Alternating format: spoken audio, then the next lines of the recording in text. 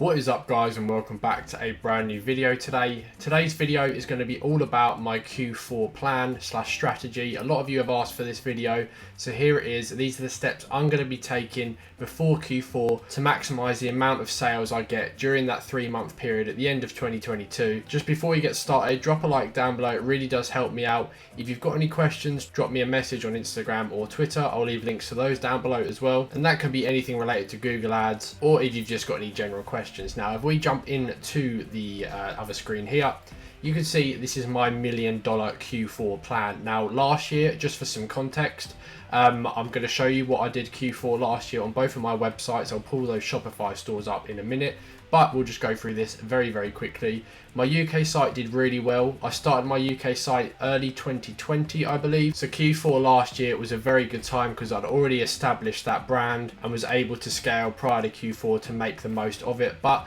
with Performance Max campaigns on Google Ads this year, I'm expecting an even better Q4 this year. And last year with the UK site, you can see I've put here Google only. That was 99% of my advertising spend, whereas I am branching back into Facebook ads a lot more recently, as well as Bing ads, so they'll also be spending a lot more this Q4 compared to last year. And I didn't make the most of other marketing platforms such as email marketing, SMS marketing, and like I just said, Facebook and stuff like that. But I will be going into more detail about these other things here later on in the video. Now, USA site, I only started last summer, so Q4 last year on the American site was very slow. I was still gradually testing products on Google Ads, just finding my footing, determining what products did well over in America. But if we jump over to Shopify here, this is my US store. You can see today, I'm just going to refresh it just so you guys can see, we have had a very good day so far on the American site, hitting, what was that, 4,400 revenue.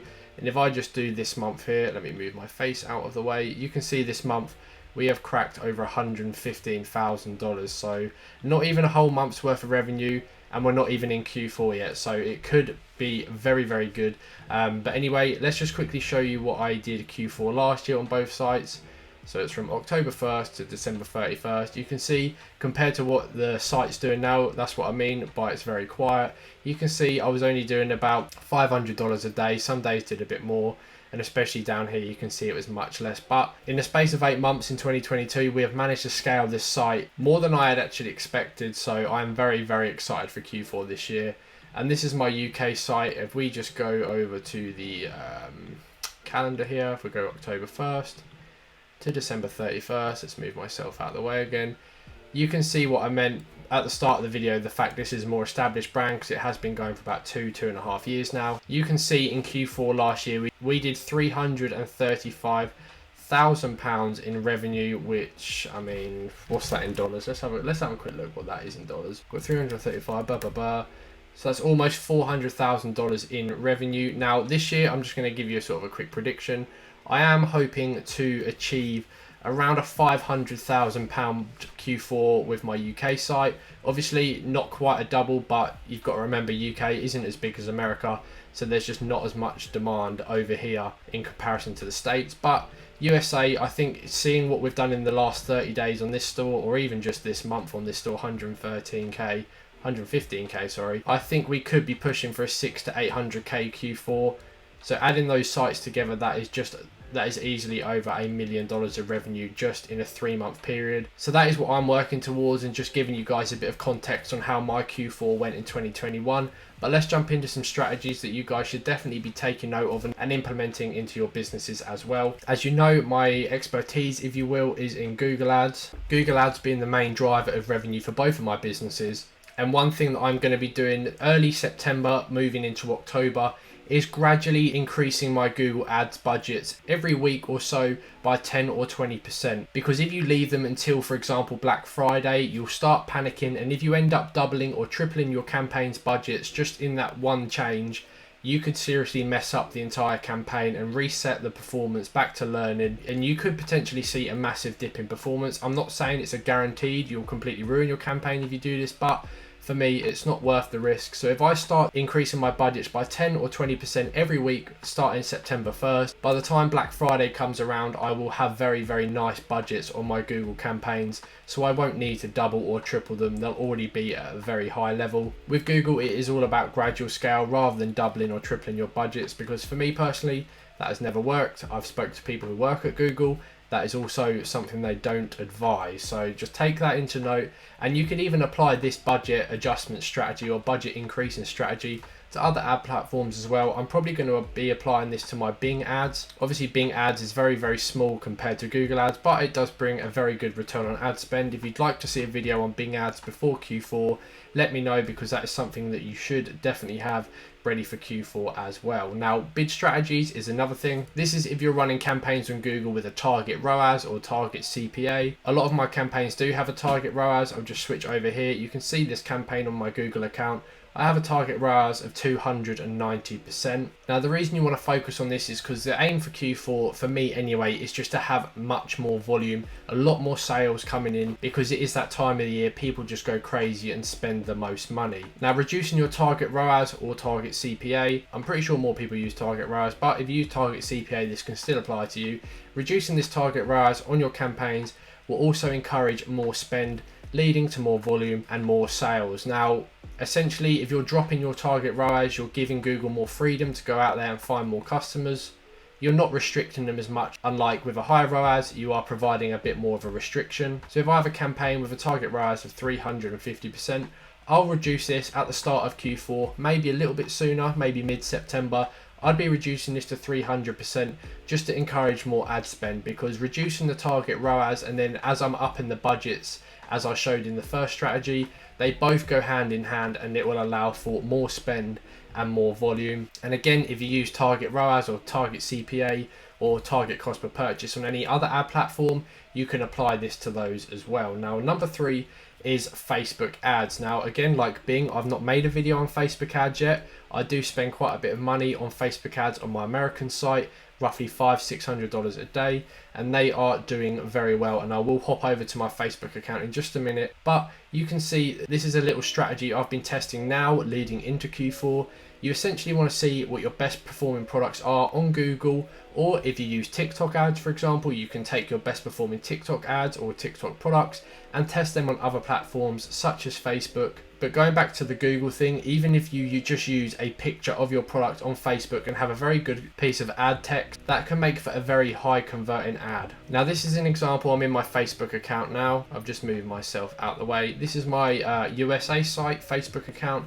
I've done last 30 days here. Now, this campaign here is for a high ticket product that does really well on Google. I've literally just got one ad in this campaign. I've got 2 ad sets with separate interests, both using the same ad, and it's literally just an image ad, no video ads for this. I have a good 4 or 5 line piece of copy, and I also put the product link in the ad copy as well as having it as the shop now link. And you can see I've scaled the budget to this to £300. This could easily be double by the time we get to Q4. You can see in the last 30 days it's generated 174 purchases, £32 per purchase. You might think that's quite high, but like I said, it's a high ticket product, so AOV is very good. I'm getting a very good cost per click for America. I'm getting very good CPMs for America as well. And you can see the ROAS is 3.8. Bear in mind, Facebook tracking is absolutely horrendous. I would personally say this is more between a 4.5 and a 5 ROAS. So that is the strategy I use to get this going. It is literally taking one of my best performing Google Ads products, putting it over to Facebook, and it literally just did well from day one. So definitely test this with some of your best products on other platforms. Test them on Facebook. Facebook ads aren't dead as much as other people might say they are. Trust me, they are not. It's worth testing, even on a small budget, just so you get an idea of what's working and what isn't. Then once you see some products that are working, you can easily scale those budgets, because with Facebook, unlike Google, you can scale your budgets much quicker. For me, I go about 20% increases every 3 to 4 days. Now, strategy number 4 is Bing ads. Now, this is something you guys definitely need to be using. Just switching over to my UK Bing ads account here, you can see the last 30-day period, we have generated just under £1,200 of revenue on £300 ad spend, so almost a 4 ROAS. Like I said earlier, Bing ads is a much more smaller ad platform, obviously, than Google, because not as many people use Bing, but I find the Bing users convert really well.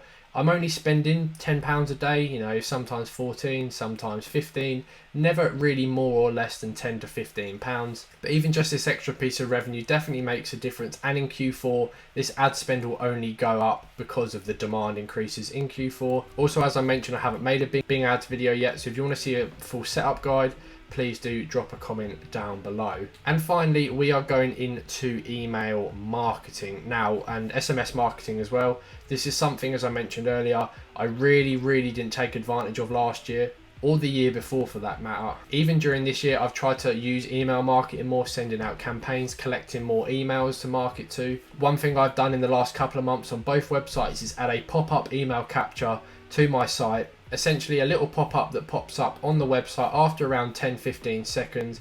It will ask people to put in their email address, and in return they get a 5 or 10% discount code. And then building up this email list gives you more people you can market to through email in Q4. And I did do email campaigns last Q4, but I was frantically doing them on the last day of, Black Friday, the day before Black Friday. I was quickly trying to plan email campaigns, SMS campaigns, and they really weren't up to a good standard, so the results weren't good at all. Just take a day in the next few weeks, plan some email campaigns out, even if you just write on a piece of paper or make a notes document, just some thoughts and ideas of promos you could do, some email campaigns you can do. Having that preparation there will allow you to produce better content in your email, and at least you can then follow a plan to then do later down the line. But for me, I am going to start creating campaigns and scheduling them throughout Q4. You definitely need to take advantage of this during Black Friday, Cyber Monday as well, especially with SMS marketing. I personally use SMS Bump. A lot of you probably do as well. If you haven't got an SMS marketing feature or app on your Shopify store, definitely do it, and obviously make sure you set it up properly so you're only SMS marketing to people that obviously give you consent to. You'll find you won't get anywhere near as many phone numbers as emails, but the conversion rates are great with SMS Bump or SMS marketing as a whole. The open rates are really good. It's just a completely different style of marketing to email, and they do convert really well. So guys, in a nutshell, that is my Q4 strategy for this year for both of my websites. I'm working on these now. These are the strategies that I'm using. So don't make the mistakes I did last year about doing things last minute leading into Q4. Focus heavily on Black Friday, Cyber Monday as well, because those are the best days of the year for many e-commerce brands, and they probably will be for you too. If you've got any questions about the things I mentioned in this video, just drop a comment down below. And like I said, if you need any more help with your site, Google Ads or anything, just drop me a message on Twitter or Instagram. I do offer Google Ads account management and growth as part of my Google Ads agency. So if you are interested in that, also just drop me a message on Twitter and Instagram. Other than that, thank you very much for watching, and I'll see you in my next video.